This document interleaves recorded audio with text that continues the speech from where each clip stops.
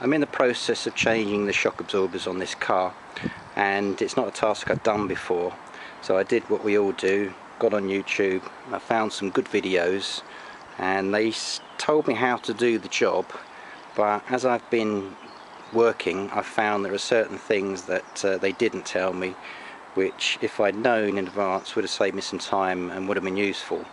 So I thought I'd put this video together to share my experiences, to show what I found.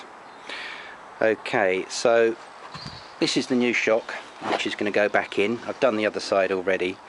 It is a little bit dirty. I have actually had this inside the car, and I'll explain why in a little while. But anyway, I've had to take it out again, and I'm going to put it back in shortly. So the components, you obviously got the shock absorber itself, you got the spring, which is, as you can see, I've got compressed at the moment, these spring compressors. You've got the boot, and you've got the top mount, which is loose because I've undone the bolts on the top. The actual reason why I had to take this one back out again was because the boot was split, and I didn't realise that until I did the work. So that boot should be attached to there, and I've had to get replacement boots. I needed to use the car, so I had to put it back in, and now I've got the boot, I will do the task properly. So that's really where I want to start with this video, because as I say, I didn't find videos on YouTube that gave all of the information, all the hints and whatever. One of the important things is to check before you do the work if you need things like replacement boots. I didn't know that, and I've lost a couple of days on it. These were very expensive. Sorry, these were not very expensive. They cost £21 for the pair, and I think if I was doing this job again, I would certainly take the wheel off, put my head up into the wheel arch and have a look to see if the boots are good. But for £21 I think you're wise really to buy some new ones and just change them over, which is what I've got to do now. The other thing is the top mount. I'm going to reuse these because they look good to me. I don't think there's any problems with them, and they would cost more than £21, I'm sure. I don't know how much they would cost, but maybe I would change those if I was changing the shock absorber over again. I'm not sure. I think I'd certainly change the boots.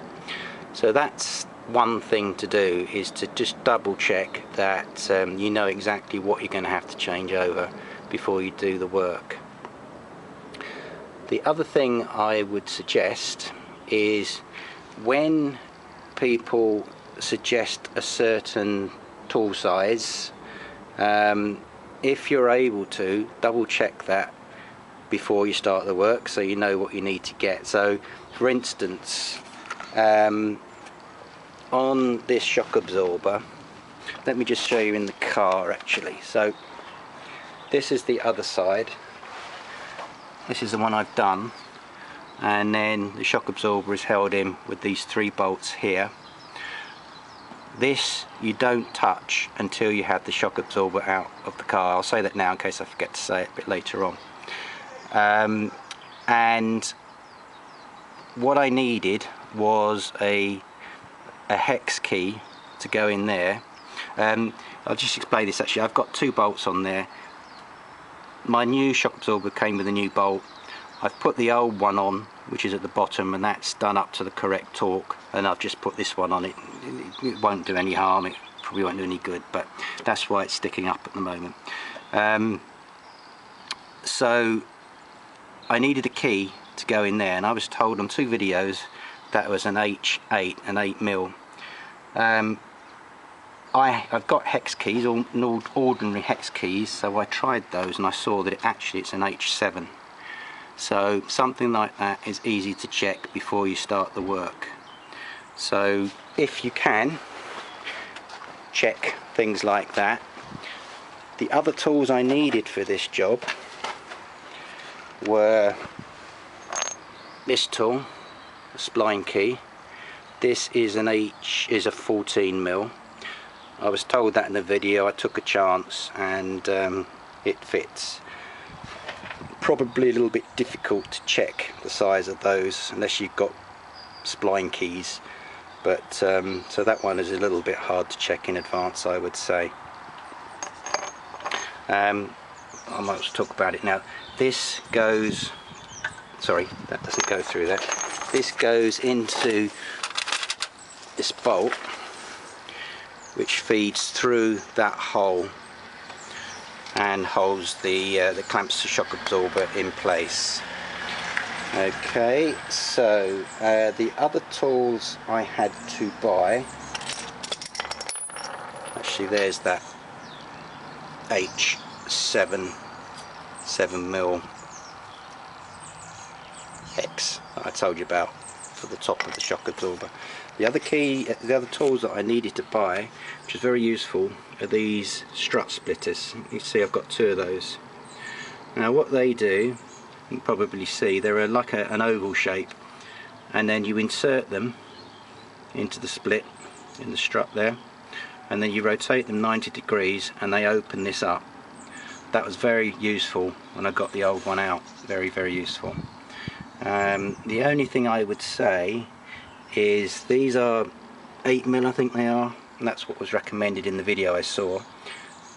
I think a 9mm, if they do them, would have been better, because I had some issues getting the new shock absorber in. So the new shock absorber is slightly thicker than the old one, and I think if I could have opened that up a little bit more, it would have been useful. But anyway, those two did help, the 8mm did help. Okay, so I think that's about it. They're the only tools I had to buy. Now let's go on to how I actually did the work.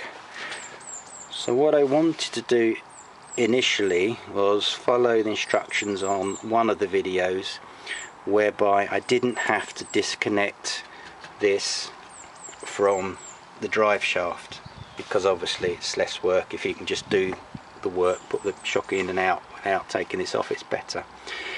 Tried to follow that, and it must have been a different model of car to this one, because it didn't work. There wasn't enough play. I couldn't get the shock absorber out of that. So what I've had to do, as you can see, is disconnect this, disconnect that, in order to have enough room to get the shock absorber out. And to remove this, I already had a tool to do that. I've changed that drive on the other side, I think it was. So it's one of these things, I'm not sure what they're called, but it goes in there and it works on that nut, and then you undo that, and then you can knock this through carefully. It'll just come out. So what I did with the car on the ground still, I'm able to access this through the wheel. So I took the cover off the wheel, put that in, just loosened it slightly. You can do it like it is now with the wheel off, but obviously this is going to turn, so you need someone to tread on the brake, so it's easy to do it on the ground. Loosen the wheel nuts, jack the car up. Now obviously you want to use an axle stand, and you can see mine is down there. You want to put it where it's obviously safe and on something rigid, a rigid part of the frame. You don't want it on here or anything, actually you can't see that. You don't want it on this, because this you're going to move up and down. So you want it somewhere that's not going to move and it's solid. And it's good practice, as I've done there. I've chopped the wheels as well, or one of the wheels. Put the tyre under there, so that if the axle stand fails, the car's only going to fall onto that piece of wood, onto that tyre.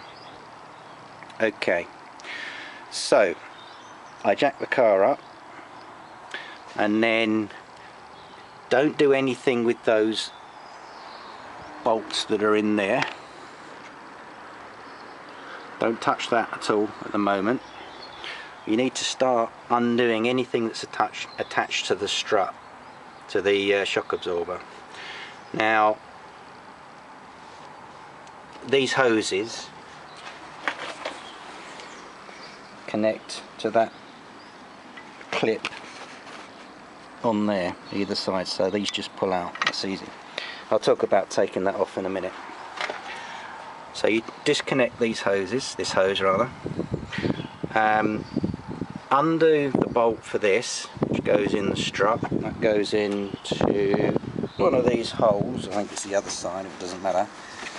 Don't try and get that out because it's under pressure with this, and it's very difficult to put in, it's difficult to get out. It's far easier when you've released the shock absorber up there later on. You then lower it down, you can waggle it around and you can get this out much easier. Okay. Another thing I'd advise actually, while you're down here looking at all these things, just check the boots, check these are okay, see if these need replacing. Okay, so you disconnect that, you disconnect this one, again it's the same arrangement, it's a Allen key in there and then a nut on there, and then this one you can just push out, they're quite easy. Okay, and in order to get this free, I'm not sure how easy it would be to show you, but there are 3 bolts. Let me get under the car. I don't think the light's particularly good, but there are 3 bolts there, there and there, and they hold this onto that. So there are 3 holes in this strut. This plate goes into there, bolts together. Now when I looked at that, when I looked at the bolts, I knew I was going to be probably very lucky if I got those off, and I couldn't. They were too far gone, they were too rusted. So I spent a while, put some penetrating oil on, all that sort of thing. Didn't work. Luckily one of them broke, it sheared off. The other 2 I had to grind off. So there was enough room to get under there with my angle grinder, and I cut them off. Okay, so once I'd done that, I knocked them through, and I was able then to free this from this, and then this comes out, so you can knock this out at that stage. Now when you free this, you need to support it as I've done on a piece of wood, otherwise you'll put strain on these hoses, you'll probably break the hoses I would think. So make sure that you have it supported on some wood.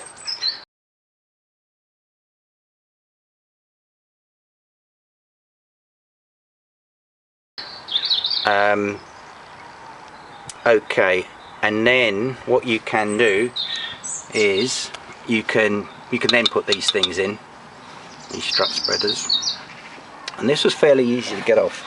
I was able to just waggle it around and it slowly came down. I didn't even have to knock this one off with a hammer.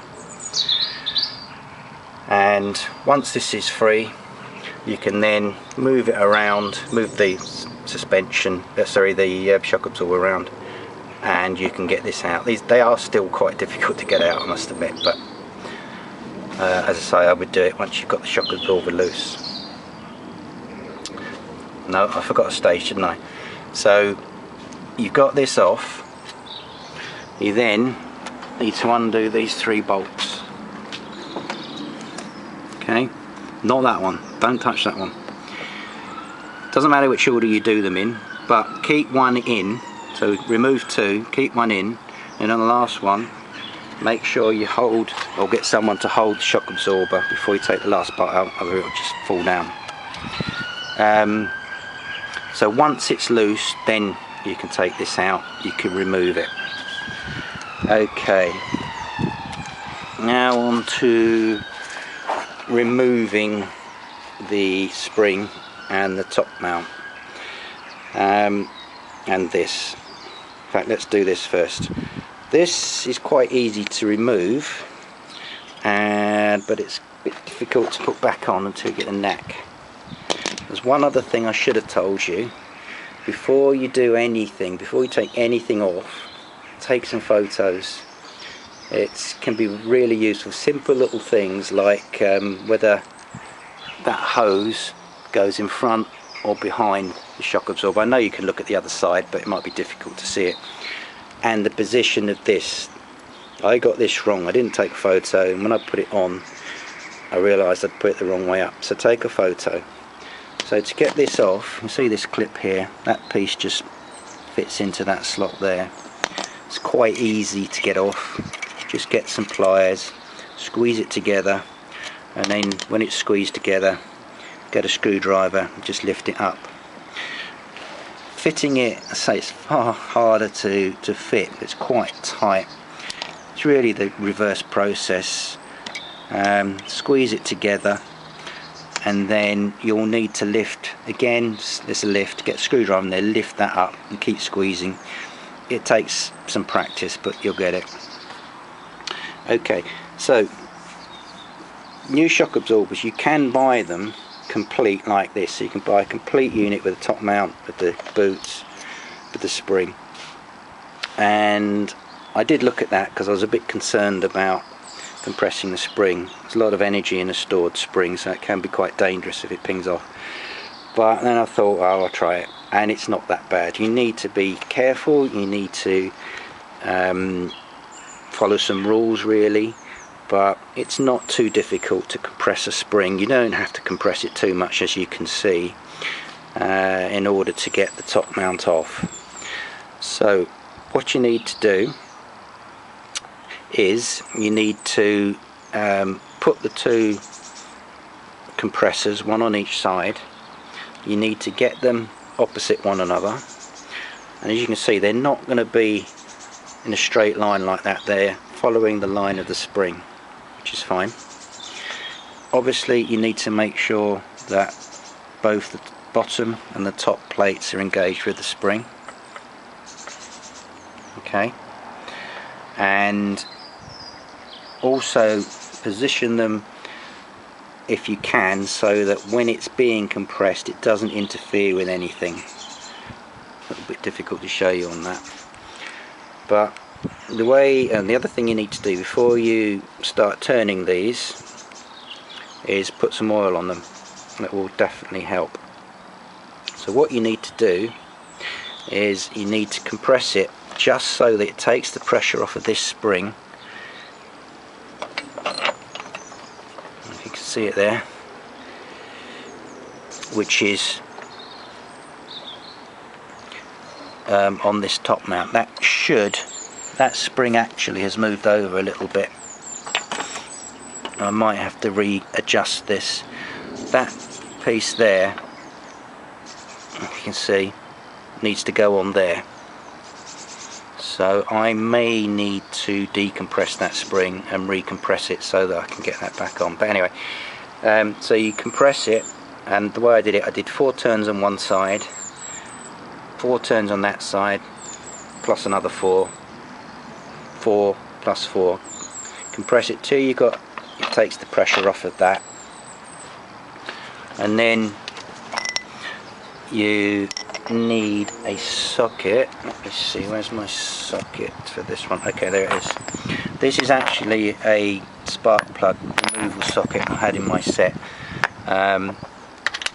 which fits that bolt, and it's got a hole in there and that. So that goes through there, that goes into the hex, and that goes over there. So you hold that and then you undo that. Okay, and then you can take this off. Now be very careful with this. This rotates, you can see there as the wheels turn. This comes apart, I didn't realise this, very easily, and there are a series of ball bearings in there. If you're not careful they'll all fall out. I had that. Luckily I was on the ground like this and they just fell down and I was able to pick them up, re-greased it, cleaned it and put them back together. So be careful when you take that off that it doesn't fall apart. So that's what we did do, or I did take it apart. Reassembly is obviously it's the opposite really. So you get your new strut, put your spring on, put the boot on, put the top mount on, and then do it up, and it has to be done to a certain torque. I'm not going to go into torques here, but need to do it up with a torque wrench. Once you've got that on and it's done up, you're quite safe really.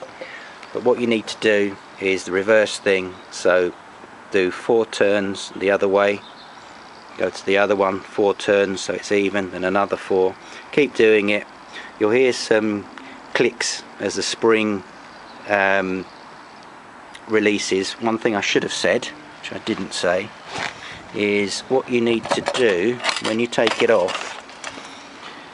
If you see, sorry, when you put it back on, if you see down there,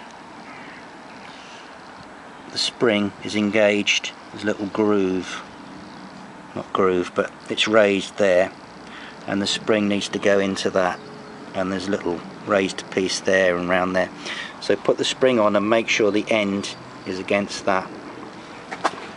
Okay, so you've done that, then you can release it. As I say, you put that on, make sure you've done that. You can release this slowly, it will start creaking, that's fine. Just when you're doing, I should have said it really, when you're compressing the spring or decompressing, just keep looking at these, just make sure nothing has moved, nothing's coming out. Obviously they can, I say move, they can move a little bit. Make sure the spring is still within the retaining angle. Okay, so you've done that, you put this back on. Now it's really reverse of what you do to take it out. So put this in first. It's much easier, as I say, with the where you can move the shock absorber around. Put that in, screw it up. You don't have to do anything tight. I don't do anything tight until everything's in. You then offer it up, do those 3 bolts up there. Again, I don't do them tight, I do them finger tight. And then what you need to do, let me try and remember, make sure it's in the right order. You need to, yes, you need to put the shock absorber back through there. It's a good idea, I think, to put some oil in there. Now what I found with the new shock absorber, it must be slightly thicker than the old one, as I said at the beginning, because I could only get it in like that, just a little bit, and then it would stop, even with these in still. And so what I did, I didn't want to tap it too much. I managed to get my trolley jack, and I managed to, I don't know if you can see this very easily, let me try it from that side. Well, essentially I managed to move this out of the way. I put the trolley jack under there with a piece of wood resting against that, I think it was, and then I was able to put some pressure on the jack, not much, but a little bit of pressure to lift this up slightly, or put pressure on it, and then waggling it, it will come up. A bit more pressure, it will come up. So if you're going to do that, make sure that you put the jack on something solid like that, not a joint or anything that's, you know, going to break. And then right at the end, I think the jack had got to its limit, I can't remember, but I did tap it in. So underneath this, I used a hammer and just slowly tapped it up to its final position. Okay, so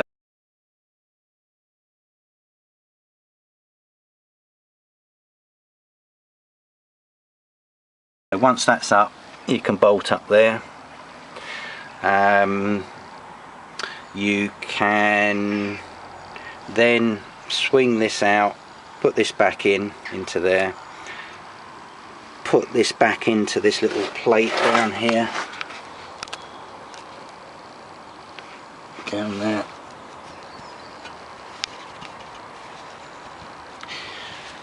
put the bolts in, put that back in. That will go in quite easily into there. That one's easy. Put the hoses back on, do this nut up there. Again, I only do it finger tight until the car's on the ground. And once everything's back in place, that's when I then do everything up tightly to the correct torque where necessary. And same with these ones here, tighten these up. Then once that's all done, obviously you can lower the car and tighten that up, tighten the wheel nuts up. That's pretty much it.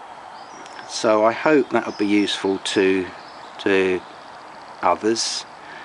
Really the lessons learned would be to have a look beforehand, check to see exactly what you need to replace, check if you can what tools, what sizes of tools are needed, take photos so you know where everything goes. Be prepared maybe to have bolts that aren't going to come out very easily. You might have to grind them out. Obviously try not to round them off. I mean, mine were just so rusted, they were there was no way I was going to get them out. And I think that's about it. So I say, hope that's useful. If you like the video, please give me an upvote, and any comments I'd be grateful for, and if you'd like to subscribe, that would be great. Thanks very much. This side is proving to be a little bit stubborn. As I said, I have actually had the new shock absorber on here, so I know it will go on. But anyway, I thought I would show you how I put the jack under. I mentioned in the video that to get this to go up, the shock absorber, I've put the jack underneath. I've got it nice and central under here, so there's nothing delicate that it's going to damage. Piece of wood. And what I'm doing is I'm putting a little bit of pressure on the jack, not too much because I don't want it to force up through the body of the car. And then when there's pressure on it, I just rock this slowly, waggle it, and it goes up. I think in a little while I probably will have to use the club hammer underneath just to finish it to the right position.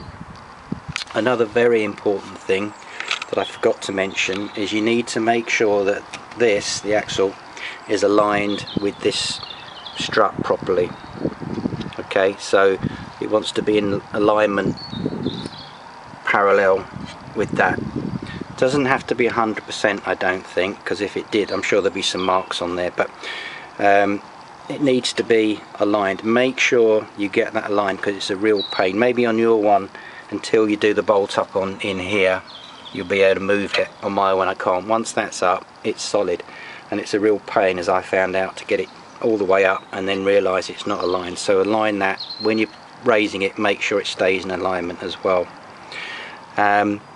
Just one thing on the jack, I've managed to get it, as I said, right under the strut there. I couldn't do that for some reason on the other side. I don't know why. Maybe if I'd persevered. You can move this about. Maybe I didn't move that. So until you've put all these things back in, you can move this, and you really want the jack under there if you can. The other thing is I forgot to mention copper grease. On all my bolts I'm putting copper grease on there, which will hopefully stop the corrosion or slow it down. So if I need to do this job again, I'm hoping that those bolts will come off fairly easily. I think that's it. I don't think there was anything else I was going to mention. Oh yeah, there is one other thing. Yeah, so when you are putting this back in, this part, before you put it into here, this can rotate. Okay, so when you're feeding that up there, putting the 3 bolts in, doesn't matter, you don't have to keep that straight, because remember that's got ball bearings up there and that's supposed to rotate. So while you're putting this part in up there, it can be any direction, it really doesn't matter. It's only when you put it through here that you have to get it straight. Okay, it's quite important that, so that's why I thought I'd do this little bit of extra one.